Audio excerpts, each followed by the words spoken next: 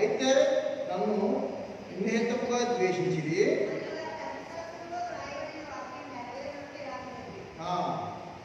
తర్వాత మా తండ్రి యొద్ద నుండి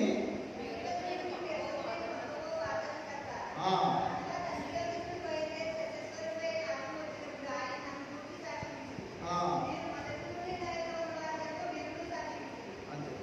ఇక్కడ ఏమని రాయబడుతుందంటే అందరూ విసర్జించారు, ఆయన విసర్జించి ఆయన్ని రక్షకుడుగా అంగీకరించలేదు. ఎందుకంటే యూదుల యొక్క సాంప్రదాయంలో, యూదుల యొక్క ఆచార ప్రకారం వాళ్ళు ఏమనుకున్నారంటే యేసుప్రభువు వారు మహారాజుగా వస్తారు, రాజ్య పరిపాలన చేస్తారనే ఆలోచనలోనే వాళ్ళు ఉన్నారు.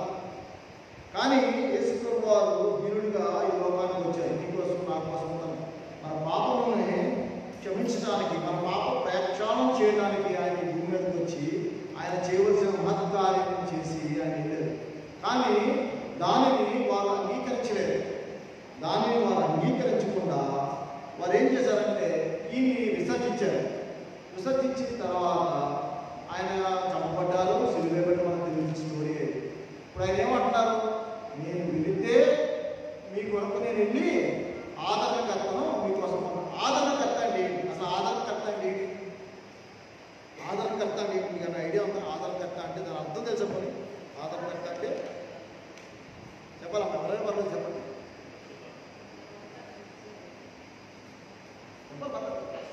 పరిశుద్ధుడు. కానీ ఆదరణకర్తకి చాలా అర్థాలు ఉన్నాయి. ఆదరణకర్త అంటే ఆదరించేవాడు, ఆదరణకర్త అంటే సహాయం చేసేవాడు, ఆదరణకర్త అంటే ఒక లాయర్ అంటే ప్రతినిధిగా పనిచేసేవాడు, ఆదరణకర్త అంటే ఒకరిని ఒకరితో పంచుకుని అతని కోసం తన తలుపును విజ్ఞాపన చేసేవాడు, ఆదరణకర్త అంటే కంఫర్టర్ అంటే అతన్ని సముదాయించేవాడు. ఆదరణకర్త అనే దానికి చాలా అర్థాలు ఉన్నాయి. కానీ దీంట్లో మనకి ఆదరణకర్త అనే మాట మనం ఎలా చూస్తున్నామంటే, ఆదరణకర్త అంటే కంఫర్టర్ అంటారు. కంఫర్టర్ అంటే హెల్పర్, రిలీవర్ అండ్ కంఫర్టర్ అంటారు. ఎలాగంటే కంఫర్టర్ అంటే మనకి పట్టణ దేశంలో కంఫర్ట్ కాదండి. కంఫర్టర్ అంటే ఏంటంటే మనిషిని తన హృదయాన్ని లేదా తన మనస్సును నెమ్మదిపరిచేవాడు.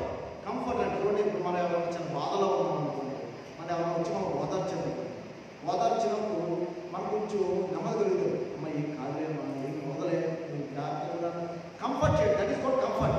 కంఫర్ట్ అంటే ఏంటంటే ఒకరు వచ్చి మనం ఆదరించేవారిని కంఫర్ట్. అలాగా పరిశుద్ధాత్ముడు మనకి ఆదరణకర్తగా ఈ లోకానికి వచ్చాడని మనం రూఢిగా ఉంచుకున్నాం.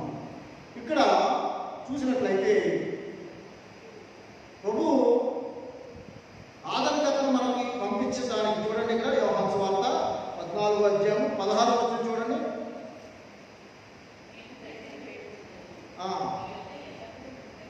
నేను తండ్రిని వేడుకొనుచున్నాను, మీ యొద్ద ఎల్లప్పుడూ ఉండుటకై ఆయన వేరొక ఆదరణకర్త. వేరొక ఆదరణకర్త అంటే ఈయన కూడా ఇక్కడ ఏంటంట, ఇక్కడ ఉన్నంత కాలం యేసు ప్రభువారు ఆదరణకర్తగా ఉన్నారు. శిష్యులను ఆదరిస్తూ జనులకు ఆయన ఓదార్పు చేస్తూ, వారి యొక్క కష్టాల నుండి స్వస్థతలు చేస్తూ, వారికి బోధిస్తూ 3.5 సంవత్సరాలు ఈ లోకంలో పరిచర్య చేశారు. ఆయన ఈ లోకంలో ఉన్నంతకాలం, ఆయన పరిచర్య చేసినంతకాలం పేదలకు ఆయన చేసిన పరిచర్య, తర్వాత అస్వస్థత వారికి చేసిన దయ్యములు కలగడంలో ఎన్ని కుటుంబాలు ఉంటాయి. ఇప్పుడు మనం హాస్పిటల్లో ఒక పేషెంట్ ఉన్నారనుకోండి, మన పేషెంట్ చూడటానికి వెళ్ళామనుకోండి, చూడటానికి వెళ్ళినప్పుడు మన వాళ్ళు వచ్చారండి, మమ్మల్ని చూసారండి, చాలా సంతోషం. అదే మంచి డాక్టర్ వచ్చి స్వస్థపరిచి చేసేది అనుకోండి, ఎంత సంతోషపడతారు, కుటుంబం అంతా ఎంత ఆలోచించబడుతుంది.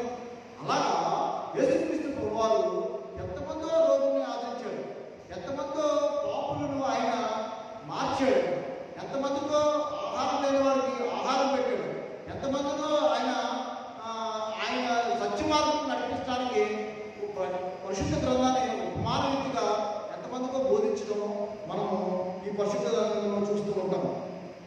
ఈ ఆదరణకర్త వేరొక ఆదరణకర్తను అనగానే, ఈ ఆదరణకర్త వెళ్ళిపోతున్నాను, నేను వెళ్ళిపోతున్నాను అనగానే మీకోసం నాకులాగా ఇంకొక పంపిస్తాను అన్నాడు ఆయన.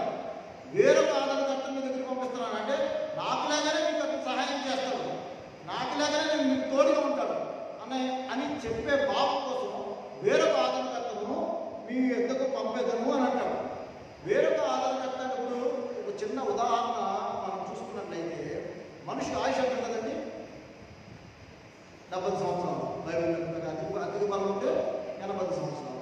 ఈ 80 సంవత్సరాలు ఒక వేసుకోవాలే ఉన్నారనుకోండి, తర్వాత లేరనుకోండి, ఎవరుంటారు అప్పుడు?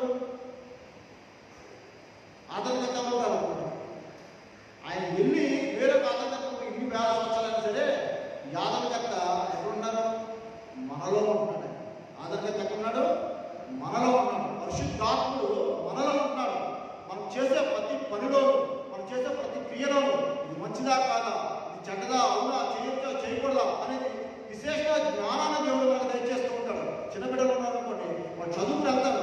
చదువుకుని వెళ్ళిన తర్వాత ఎగ్జామ్ రాసినప్పుడు పరిశుద్ధాత్మ ఆదరణకర్త సపోర్ట్ చేస్తాడు. ఇది ఇలా రాయాలి, ఇలా రాయాలి. వాళ్ళు వచ్చే తలంపులను బట్టి వాళ్ళు రాస్తూ ఉంటారు. ఉద్యోగానికి ఒక ఎంప్లాయీ వెళ్ళాడు అనుకోండి, అతను నిజంగా దేవుడు విశ్వాసం కలిగిన వాడు, బాప్తిజం పొందిన అతను అక్కడికి వెళ్ళాడు అనుకోండి, అతను భయం ఉండదు. ఎందుకంటే ఆదరణకర్త తనతో ఉంటాడు కాబట్టి సహాయం చేస్తూ ఉంటాడు. ఎప్పుడూ సహాయం చేస్తూ ఉంటాడంట. తర్వాత వచ్చి చూడండి, లోకము ఆయనను చూడదు, ఆయనను ఎరుగదు కనుక ఆయనను ఎవరిని పొందదండి? పరిశుద్ధాత్మని పొందదు. ఎందుకంటే ఆయన కనపడదు. పరిశుద్ధాత్మ చూడండి, తండ్రి ఇప్పుడు చిన్న ఉదాహరణ మాట్లాడుకున్నట్టయితే పాత నిబంధన గ్రంథంలో ఆదరణకర్తలు ఎంత ఎవరిలో తెలుసండి? ఆదరణకర్త అంటే ప్రవక్తలు. ఆదరణకర్త అంటే ప్రవక్తలు. ప్రవక్తలు రాజు దగ్గరికి వచ్చి దేవుడికి మెసేజ్ ఇచ్చాడు. లేకపోతే రాజు మేము యుద్ధానికి వెళ్ళాలనుకుంటున్నాం, దేవుడితో మాట్లాడి యుద్ధం చేయొచ్చా చేయకూడదా, ఈ యుద్ధంలో మేము గెలుస్తామా ఓడిపోతామా అని దేవుడు అడగమన్నారు ప్రవక్తల్ని.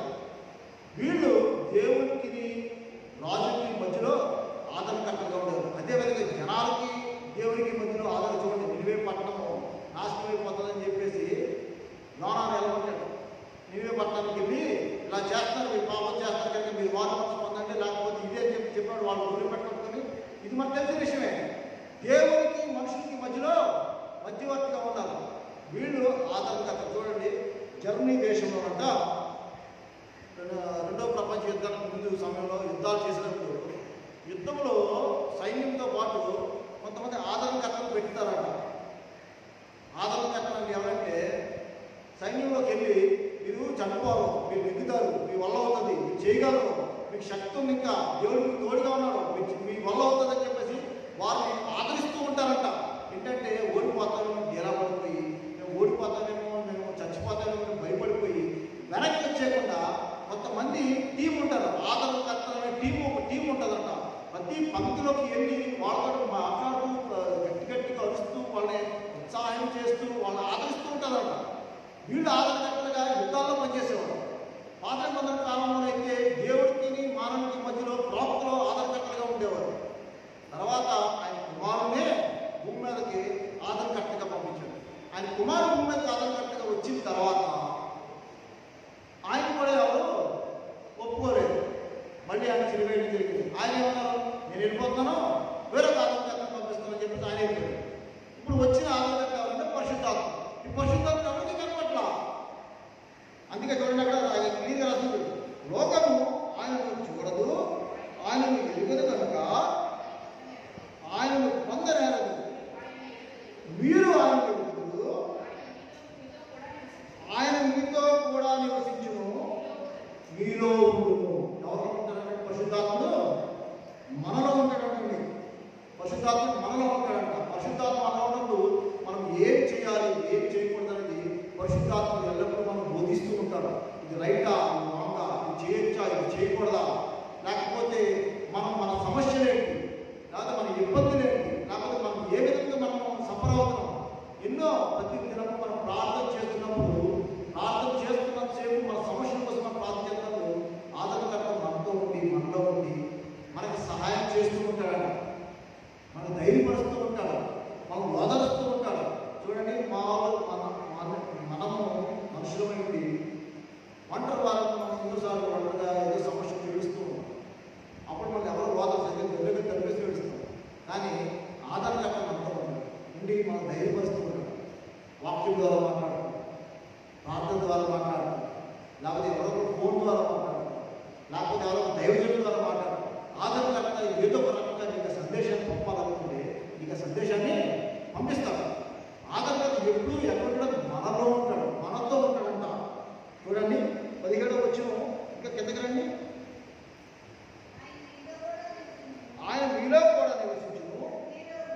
మీలో ఉండు. లోపడే ఉంటాడంట. మన హృదయం అనేది ఆలయం. ఈ ఆలయంలో పరిశుద్ధాత్మని ఎప్పుడు మనము ఈ ఆలయంలో పెట్టుకుని ఉంచుకోవాలి. మనం పరిశుద్ధాత్మ యొక్క మాట మనం వినగలుగుతున్నామా, మనం వినపడుతుందా? చూడండి, చాలా మంది మా అమ్మ చెప్తుంది, మా చిన్నప్పుడు ఎలా ఉంటుందంటే ఉదయాన్నే 3 గంటలకు ఎవరు పిలిచేవారు, కస్తూరి పిలిచేవారు అని బుద్ధిని చెప్పేది. పరిశుద్ధాత్మ దేవుడు మనతో మాట్లాడతాడు. కళల ద్వారా మాట్లాడతాడు, దర్శనం ద్వారా మాట్లాడతాడు, వాక్యం ద్వారా మాట్లాడతాడు, ప్రార్థన ద్వారా మాట్లాడతాడు. ఏ సందర్భంలో ఎలాగైనా మాట్లాడతాడు. కానీ నీకు అందవలసిన సమాచారాన్ని దేవుడు, పరిశుద్ధాత్మ దేవుడు మీకు అందిస్తూ ఉంటాడు. చూడండి, అదే 26 అదే 14 26 వచ్చుకోండి.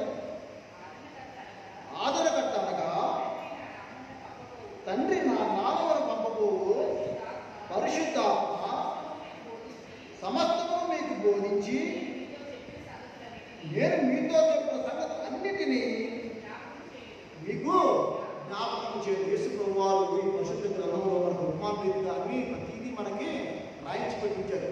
ప్రతిదీ మనం రాయించి పెట్టింది, ప్రతిదీ మనం చదువుకుంటాం, కానీ ప్రతిదీ మనకి గుర్తుండదు. కానీ ఆదరణకర్త సమయానుకూలంగా మనకి వాక్యాలు మనకంట మనసుకు అందిస్తూ ఉంటాడంట. వాక్యాలు ఎప్పుడైనా చిన్న అనారోగ్యం వచ్చినప్పుడు భయపడకు, నేను నీకు తోడేయండు అనే వాక్యం మన వెంటనే మనసులో వస్తుందంట. అది ఒకవేళ మనం చిన్న సమస్యలో ఉన్నాం, మన చిన్న ఇబ్బందులో ఉన్నాం, మన చిన్న బాధలో ఉన్నాం అనుకో, దేవుడు నేను నీకు తోడేయున్నాం అని మాట కాలంలో సత్యం నీకు ఏ భయం రాదు అని అంటాడు. ఈ వాక్యాలన్నీ ఎప్పుడు మనకు ఆటోమేటిక్గా గుర్తొస్తాయి. చదివి మనకు గుర్తుండకపోవచ్చు. పరిశుద్ధాత్మ అంట మనకు సహాయం చేస్తూ ఉంటాడంట. చూడండి, యోహాను సువార్త 15:26 చూడండి. తండ్రి అతనుండి మీ వద్దకు నేను పంపబోవు ఆదరణకర్త అనగా తండ్రి అతనుండి బయలుదేరు సత్య స్వరూపి అయిన ఆత్మ చెప్పి వచ్చినప్పుడు ఎవరి గురించి సాక్షి ఇస్తుందంట? యేసు ప్రభు వారి గురించి. ముందు యేసు ప్రభు గారిని ఎవరు నమ్మలా, యేసు ప్రభు గారిని ఎవరు నమ్మలా. కానీ యేసు ప్రభు గారి గురించి ఎవరు సాక్షి ఇస్తారు? పరిశుద్ధాత్మ సాక్షి ఇస్తాడు. యేసు ప్రభు గారు తండ్రి కూడా ఒకనొక దినాన్ని తండ్రి కూడా సాక్షి ఇస్తాడు. అప్పుడు అయ్యో మేము ఎలా విసర్జించామని చెప్పేసి బాధపడతారు. కానీ దేవుని మహాప్రభుని బట్టి మనము ఆయన ఎదిగిన వారం కనుక మనం నిర్భయంగా ఉన్నాం. అందుకంటే ఆయన నా యందు విశ్వాసం నుంచి చనిపోయిన వారు తీర్పులోకి రాకుండా లోకంలో తీసుకుంటాడంట. ఆయన విశ్వాసం ఇచ్చిన వారందరూ, విశ్వాసం లేని వారు తీర్పు జరుగుతుంది. చూడండి, అపోస్తల కార్యాల గ్రంథము 1వ అధ్యాయం 5వ వచనం. అపోస్తల కార్యాల గ్రంథము 1వ అధ్యాయం 5వ వచనం. యోహాను నీళ్లతో బాప్తిసం ఇచ్చెను, కానీ కొద్ది దినములుగా మీరు పరిశుద్ధాత్మలో బాప్తిసం పొందుతున్నారు. యోహాను అయితే వాళ్ళు నీళ్లతోనే బాప్తిసం ఇస్తున్నాడు, కానీ మీరైతే పరిశుద్ధాత్మతో బాప్తిసం ఇవ్వబడతారంటే పరిశుద్ధాత్మ మీరు నింపబడతారన్నారు. పరిశుద్ధాత్మతో మనం నింపబడ్డామనంటే దేవుడు ఒక్కసారి పరిశుద్ధాత్మ మనం నింపబడ్డాడు. ఎప్పుడు పరిశుద్ధాత్మ మనలోనే ఉంటుంది, మనం విడిచి వెళ్ళిపోదు. మనం తప్పు చేసినా, మనం ఏం చేసినా లోపల పరిశుద్ధాత్మ ఉంటుంది. మన సాతాను మనం వేరే రకంగా ప్రోత్సహిస్తూ ఉంటాడు, కొన్ని విషయాల్లో కొన్ని తప్పిదములు మనతో చేయిస్తూ ఉంటాడు. పరిశుద్ధాత్మ మనం సరిచేస్తూ ఉంటాడు. ఇది కరెక్ట్ కాదు, ఇది చేయకూడదని చెప్తూ ఉంటుంది. సాతాను మనం శోధిస్తూ ఉంటాడు. అయినా సరే పరిశుద్ధాత్మ ఎప్పుడు తిరిగిపోవడం. ఒకసారి బాప్తిసం పొందిన తర్వాత మీరు పరిశుద్ధాత్మ ఎప్పుడు ఉంటాడు. మీరు దాన్ని గ్రహించగలగాలి. ఆ పరిశుద్ధాత్మని మనం వినగలగాలి. ఆ పరిశుద్ధాత్మ చెప్పే మాటను మనము అర్థం చేసుకోగలిగిన రోజుని మనము సరైన మార్గంలో నడుస్తాము. చూడండి, అదే అపోస్తల కార్యములు 2వ అధ్యాయం 33వ వచనం చూడండి. కాగా ఆయన దేవునికి పార్శ్వములకు హెచ్చింపబడి పరిశుద్ధాత్మను గురించిన వాగ్దానము తండ్రి వల్ల పొంది మీరు చూచుచూ వినుచున్న దీనిని ఏం కుమ్మరించాడంటే మనకి పరిశుద్ధాత్మ కుమ్మరించాడంట మన మీద పరిశుద్ధాత్మ. ఆ పరిశుద్ధాత్మను మన ఎంతో విలువైన పరిశుద్ధాత్మ మనతో ఉన్నప్పుడు మనం ఎంత జాగ్రత్తగా ఉండాలి. పరిశుద్ధాత్మ మనతో చూడండి, మనతో ఒక మినిస్టర్ వచ్చాడు అనుకోండి, ఒక మినిస్టర్ మన మినిస్టర్ కూడా మనం వెళ్ళామనుకోండి, ఎంత దగ్గర కొద్ది దగ్గర కూర్చుంటాం, రెండు కూడా దగ్గర పెట్టుకుంటాం, మనం నీట్ చేసుకుంటాం. అసలు ఇటువంటి కూడా కదా ఫోన్ వచ్చినా మనం అర్థం. అలాంటిది పరిశుద్ధాత్మ జీవితంలో ఎంత జాగ్రత్తగా ఉండాలి, ఈ ప్రవర్తన జాగ్రత్తగా ఉండాలి.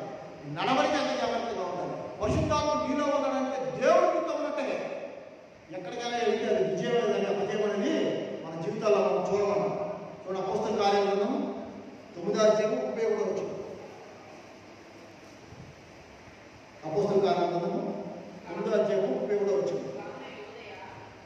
కావున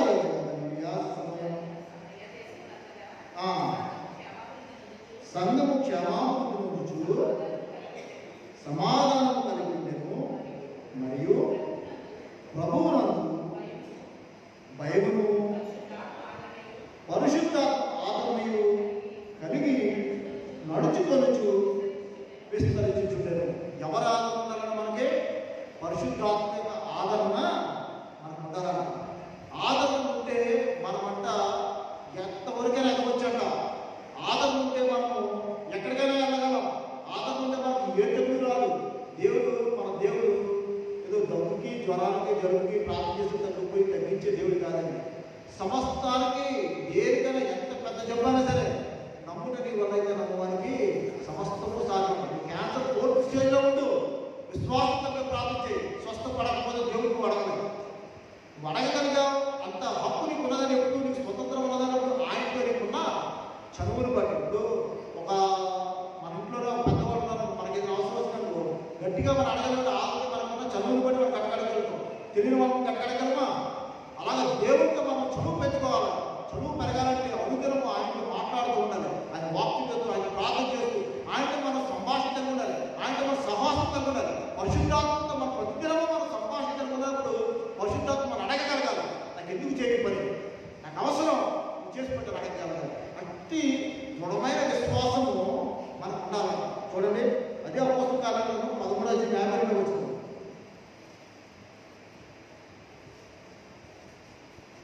అయితే శిష్యులు ఆనందభరితులై పరిశుద్ధాత్మ నిండిన వారైరి. శిష్యులు అంట తర్వాత యేసుప్రభు చనిపోయిన తర్వాత మేడ పరిశుద్ధాత్మతో నింపబడ్డారు. అందరూ ఒక్కసారి పరిశుద్ధాత్మ నింపిన తర్వాత దేవుడు ఉన్నంత ఫీలింగ్ వాళ్ళకి కలిగిందట. ఎప్పుడైతే పరిశుద్ధాత్మ నింపబడ్డారో వాళ్ళకి ధైర్యం వచ్చింది. ఎప్పుడైతే పరిశుద్ధాత్మ, చూడండి, 12 మంది శిష్యులు, అంటే 11 మంది శిష్యులు, ఒక శిష్యుడు చనిపోయి 11 మంది శిష్యులు ప్రపంచాన్ని తలకిందులు చేశారు. ఒక 11 మంది, ఈ రోజు 11 మంది సువార్థికులు ప్రపంచాన్ని అంతటినీ మార్చగలుగుతారా? మార్చలేరు. కానీ ఆ దినాల్లో 11 మంది శిష్యులు అంట ప్రపంచాన్ని తలకిందులు చేశారంట. ఇవాళ ప్రపంచంలోనే పెద్ద క్రైస్తవం, పెద్దగా ఉన్న మతం ఏదంటే క్రైస్తవ మతం. ఎంతమంది మారేది, దేవుడు ఎంతమంది తెలుసుకున్నారు. కేవలం ఈ 12 మంది శిష్యులు, 12 దేశం, ప్రతిదే మన ఇండియా దేశానికి కూడా తోమా గారు వచ్చారు. తోమా గారు వచ్చి మన ఇండియాలో స్వాగతం చేశారు. అలాగా ప్రపంచమంతా వెళ్ళి సర్వలోకానికి వెళ్ళి సరస్వత సువార్తనే ప్రకటించమన్నాడు. అట్టి రీతిగా ప్రకటించారు. రోమిలకు రాసిన పత్రిక 5వ అధ్యాయం 5వ వచనం. రోమిలకు రాసిన పత్రిక 5వ అధ్యాయం 5వ వచనం. ఎందుకనగా ఈ నిరీక్షణ మనల్ని సిగ్గుపరచదు. మనకు అనుగ్రహింపబడిన పరిశుద్ధాత్మ ద్వారా దేవుడి ప్రేమ మన హృదయంలో కృపణింపబడి ఉన్నదంట. చూసారా, ఈ నిరీక్షణ మనం సిగ్గుపడ్డదంట. ఈ నిరీక్షణ అంటే ఏంటి? వెయిటింగ్. నిరీక్షణ అంటే వెయిటింగ్. మనం పిల్లలు ఎగ్జామ్స్ రాసే రిజల్ట్స్ కోసం వెయిట్ చేస్తాం. వెయిటింగ్ అనమాట. లేకపోతే నువ్వు దేవుడి సన్నిధిలో నువ్వు ఒక మనవి పెట్టిన తర్వాత ఈ నిరీక్షణ, దేవుడు సిగ్గుపడ్డాడంట. ప్రభు నాకు ఈ పని చేసి పెట్టు అని దేవుడిని అడిగిన తర్వాత ఈ నిరీక్షణ సిగ్గుపడకూడదంటే నువ్వు అడిగే దాంట్లో ఉన్న కమాండ్మెంట్ని బట్టి దేవుడికి కార్యాలు చేస్తావు. నువ్వు దేవుడి దగ్గర విజ్ఞాపన పెట్టావంటే నీ నిరీక్షణ సిగ్గుపడవు. ఎందుకంటే ఖచ్చితంగా నెరవేరుతాడు. అందుకంటే చూసారా, నీ దేవుడి కార్యంలో ఆలస్యమైన అలక్ష్యంలో కావాలన్నాడు. ఆయన కార్యం, ఆయన వాగ్దానం చేసిన దేవుడు, నమ్మదగిన దేవుడు. ఆయన కార్యం చేశాడంటే ఇవాళ కదా రేపటి జరుగుతుంది. నువ్వు నిరీక్షణ కలిగి ఉండాలి. దేవుడికి నాకు ఏం చేస్తాడండి, నాకు చేయండి అని అనుకున్నాం అనుకోండి, అవిశ్వాసంతో ఉంటే కార్యాలు చూడలేమన్నా. అవిశ్వాసంతో ఉంటే కార్యాలు చూడలేము. రోమిలకు రాసిన పత్రిక 8వ అధ్యాయం 26వ వచనం. అటువలే ఆత్మయు మన బలహీనతను చూచి సహాయం అంటే మన బలహీనత అంటే ఏంటి? మన శ్రమను చూసి కాదు. బలహీనత అంటే ఏంటి? మనము అవిశ్వాసంలో పడిపోతున్నా బలహీనత. లేకపోతే లోకంలో పడిపోతాం, దేవుడు త్రోవ నుంచి లోకంలో పడిపోతాం.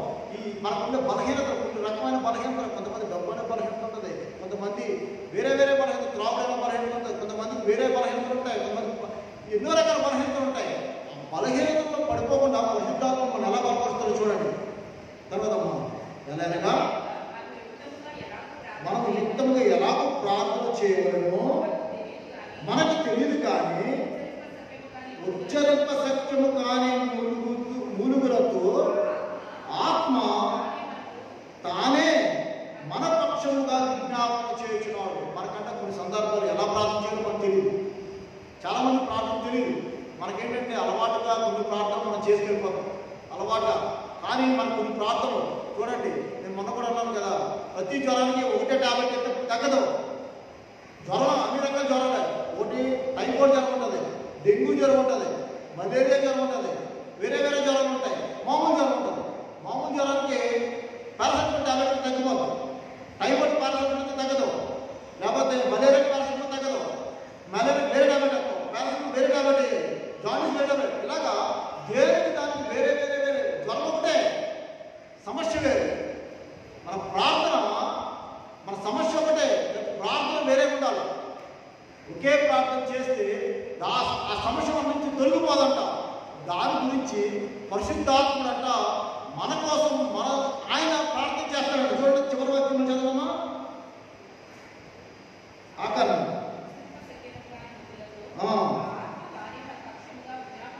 చూడండి, ఉచ్చరింప సత్యము కాని మూలుగులకు ఆ ఆత్మ తానే మన పక్షమున విజ్ఞాపన చేయుచున్నాము.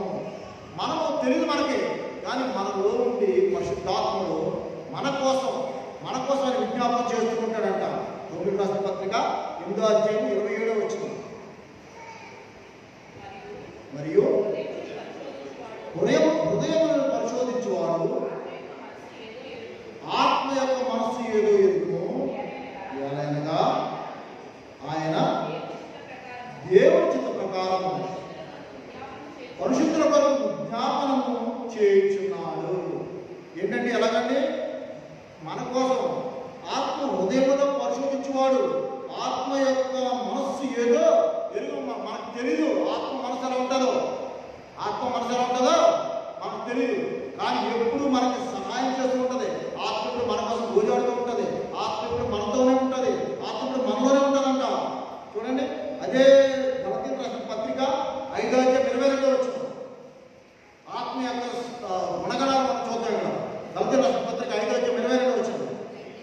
అయితే ఆత్మ అలా చదువుతాం. ఆత్మ బలం కాదు. అయితే ఆత్మ బలమేమనగా ప్రేమ, సంతోషము, సమాధానము, దీర్ఘశాంతము, దయాళత్వము, మంచితనము, విశ్వాసము, సాత్వికము, ఆశానిగ్రహము. ఈ ఆత్మకి ఇన్ని రకమైన తలాంతులు ఉన్నాయి, ఇన్ని రకమైన బలములు ఉన్నాయి. ఈ ఆత్మ మనలో ఉన్నప్పుడు మనము అనుసరించుకోగలుగుతున్నామా? ఇవి మనం అలవాటు చేసుకోగలుగుతున్నామా? ఆత్మ మనలో ఉన్నది. ఆత్మకి ఎన్ని రకాల బలాలు ఉన్నాయంట? ప్రేమ ఉందంట, సంతోషం ఉన్నదంట. ప్రేమ మనం ఎదుటి మనం ప్రేమించగలుగుతామా? నిన్ను వల్ల నీ పొరుగు వారు ప్రేమించమన్నది పాత బంధంలో పదార్థం కాదు. కొత్త బంధంలోకి వచ్చిన దేవుడు మనకి ఇచ్చిన రెండార్థం. నిన్ను వల్ల నీ పొరుగు వారు ప్రేమించగలుగుతున్నామా?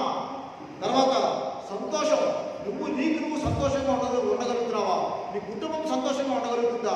నీ పొరుగు వాళ్ళకు సంతోషంగా ఉండగలుగుతున్నావా? సమాధానంగా ఉండగలుగుతున్నావా? తర్వాత శాంతం అనేది మన జీవితాల్లో చాలా ప్రాముఖ్యమైనదంట. ఎప్పుడు తొందరపడకూడదంట. శాంతంగా ఉంటే సమస్య అనేది మన జీవితంలో రాదంట. మనం తొందరపడ్డామా సమస్య పెరుగుతూ ఉంటుందంట. దయాళత్వం, మంచితనం, ఎప్పుడైతే మనలో మంచితనం ఉంటుందో, ఎప్పుడైతే మనలో ఆ మంచితనాన్ని పరిశుద్ధాత్మ ద్వారా మనం పొందుకోగలుగుతామో, మనము నోరు మంచిదైతే ఊరు మంచిది అన్నారంట. అలాగా పరిశుద్ధాత్మ మనం అలవర్చుకున్నాము. మనం నోరు మంచిదైనందుకు 10 మంది మనం ప్రేమిస్తారు. విశ్వాసం ఉండాలంట. విశ్వాసం అనేది ఒక పరిశుద్ధాత్మ యొక్క అదొక ఫలం. విశ్వాసాన్ని మనం అలవర్చుకోగలగాలి. ఏదైనా మనం మంచి కార్యం చేస్తాం, లేదా దేవుడికి మనం మొరపెడుతున్నాం, దేవుడు మనం అడిగే పడినప్పుడు ఆ విశ్వాసం ఉన్నదా, పొందుకున్నామనే విశ్వాసం మనలో ఉన్నదా లేదా అనేది మనము చూడాలంట. సాత్వికమైన మనస్సు కలిగి ఉండాలి. ఆశానిగ్రహం అంటే ప్రతిదీ మనం ఆశపడతాం, ప్రతిదీ మనకు కావాలి, కానీ దాన్ని గ్రహించుకునే శక్తి మనకు ఉండాలి. మనం డబ్బు కావాలనుకుంటాం, డబ్బు అవసరమే, కానీ దానికోసం మనం పడిపోయే స్థితిలో మనం అనకూడదు, దానికోసం మనం త్రోవ తప్పుకోకూడదు. దేవుడే మనకి చూసారా, బైబిల్లో మాట ఉంటుంది, ఏమంటుందంటే ఆకాశ పక్షులు ఎంతవరకు పోయేవు కానీ వాటి ఆహారం దేవుడు అనుదినం వాడు సమకూర్చున్నట్టుగా మనకి ఏమి కావాలో దేవుడు ముందుగానే మనకి సిద్ధపరుస్తాడు. మనం ఆత్రం పడి వేచి కూడా పరిగెడతా ఉంటే ఆ పరిగెట్టే పరుగులో మనం ఎన్నిసార్లు పడిపోతాము, ఎన్ని తప్పిదాలు చేస్తాము. ఈ తప్పుడు మనం పోకుండా ఉండడం కోసం మనం ఏం చేయాలంట, నిగ్రహం కలిగి ఉండాలి. అలాగని దేవుడు నాకు ఇస్తాడని విశ్వాసం కలిగి ఉండాలి. విశ్వాసం ఉండాలి, నిగ్రహం ఉండాలి. రేపు పొద్దున్న నాకు ఎవరు రోజులు పెడతారు అని మనం చూడకూడదు. దేవుడు నాడు నాకు సహాయం చేస్తానంటే ఖచ్చితంగా నీ సహాయం పొందుకుంటావు. ఆ విశ్వాసం మీద ఉండాలంట. తర్వాత చూడండి, ఎఫెసీయులకు రాసిన పత్రిక 1వ అధ్యాయం 13-14 వచనాలు. ఎఫెసీయులకు రాసిన పత్రిక 1వ అధ్యాయం 13-14 వచనాలు. వీరును సత్యవాక్యము అనగా మీ రక్షణ సువార్తను విని క్రీస్తునందు విశ్వాసం నుంచి వాగ్దానం చేయబడిన ఆత్మచేత నింపబడింది. ఏమన్నారంటే క్రీస్తునందు విశ్వాసం ఉంటే ఆత్మ మనలో ముద్రించబడుతుందంట. ఆత్మ మనలో ముద్రించబడింది అనుకోండి, ఈ యొక్క ఆత్మ ఫలాలన్నీ మనలో ఉంటాయి. ఆత్మ ఫలాలు మనలో ఉన్నాయనుకోండి, మనకు తిరిగే ఉండదంట. ఏదైనా విజయం చూస్తాం. ఈ బండ తీసుకొని సముద్రం పడుతుంది. అట్టి విశ్వాసం మనకు ఉండాలి. ఆ విశ్వాసం మనకు ఉండదు. ఎందుకంటే అవుతుంది అంటే అంటాం, అడుగుదాకా అంటాం, పెద్దది ఇంతదంటామా మళ్ళీ అదో డౌట్ ఉంటుంది మనలో. తర్వాత కింద వచ్చి చూడండి, 14 వచ్చింది. దేవుని మహిమకు కీర్తి కలుగుటకై ఆయన సంపాదించుకున్న ప్రజలకు విమోచనము కలుగునిమును ఈ ఆత్మ మన స్వాస్థ్యమునకు ఏమిటంట సంచకరువుగా ఉన్నాడు. ఇక్కడ మన యొక్క ఆత్మ, మన ప్రతి మనుషులోనూ ఆత్మ ఉంటుంది. ఈ ఆత్మకని ఏం కూడా అవ్వాలంట, పరిశుద్ధాత్ముడు కూడా అవ్వాలంట. వట్టి గ్లాస్ ఉందనుకోండి, వట్టి గ్లాస్ విలువ ఉండదు. వట్టి గ్లాస్ దేనికి ఉపయోగపడదు. దీంట్లో నీళ్లు ఉంటేనే ఆ గ్లాస్కి విలువ. ఎందుకంటే ఆ నీళ్ళు తాగడం వల్ల ఎదుటివాడికి దాహం తీరుతుంది. మనం ఉన్న ఆత్మ పరిశుద్ధాత్మ నింపబడినప్పుడే ఈ ఆత్మకి విలువ ఉంటుందంట. చూడండి, 1 యోహాను 2వ అధ్యాయం 1వ వచనం. యోహాను రాసిన మొదటి పత్రిక 2వ అధ్యాయం 1వ వచనం. యోహాను రాసిన మొదటి పత్రిక 2వ అధ్యాయం 1వ వచనం. నా చిన్న పిల్లలారా, మీరు పాపం చేయకుండాకై ఈ సంగతులను మీకు వ్రాయించుచున్నాము. ఎవడైనా పాపము చేసిన నీతిమంతుడైన యేసుక్రీస్తు ఉత్తరవాది తండ్రి యొక్క మనకున్నాడు. చిన్నపిల్లలారా, చిన్నపిల్లలంటే ఈ చిన్నపిల్లలు అనుకుంటారంటే ఈ చిన్నపిల్లలు పాపమే చేస్తారు. ఈ చిన్నపిల్లలు తప్పిదం చేయరు. ఎందుకంటే వాళ్ళకి తెలియదు. చిన్నపిల్లలకి చిన్నపిల్లలారా అంటే ఇక్కడ ఏంటంటే, మనము దేవుళ్ళకి వచ్చిన తర్వాత 1 సంవత్సరం 2 సంవత్సరాలు దేవుడు, 3 సంవత్సరాలు దేవుళ్ళకి అయినప్పండి, మనము దేవుడి దృష్టిలో చిన్నపిల్లలు లాంటివాడు. మనం దేవుడి దృష్టిలో చిన్నపిల్లలు లాంటివాడు. మనము తప్పుకోకుండా ఉండడం కోసం చిన్నపిల్లలారా, ఎవరు రాసాలి అంటే యోహాను రాస్తారన్నమాట. చిన్నపిల్లలారా, మీరు పాపం చేయకుండాకై ఈ సంగతులను మీకు వ్రాయించుచున్నాను. అంటే కొత్తగా దేవుళ్ళకి వచ్చిన వారిని దేవుడి దృష్టిలో చిన్నపిల్లలుగా ఎంచబడతారు. చిన్నపిల్లలుగా ఎప్పుడు ఎంచబడతారంట, టీనేజ్ వచ్చేవాళ్ళు.